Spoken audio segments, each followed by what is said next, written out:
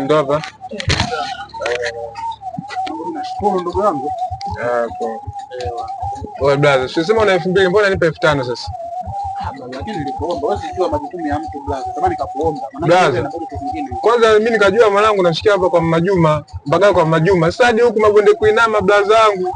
Sio kibajaji imechafuka nini, alafu nasema una 2000 kumbe na 5000 brother. Lakini ushanisaidia kwa moyo mmoja ndugu yangu. Mna mimi siwezi nikakurudishia change brother. Siwezi.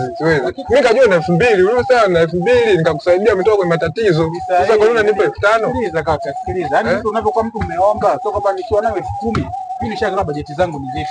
Mimi siwezi nikakurudishia change. Ndio kwenye shida. Umeelewa? Ndio kwenye shida. Hapana, siwezi nikakurudishia change. Kama 5,000 niyo na 2000. Wewe unasema una 2000, ukisema una 2000 wewe. Brother, ukisema na 2000. Lakini tumekubaliana vipi?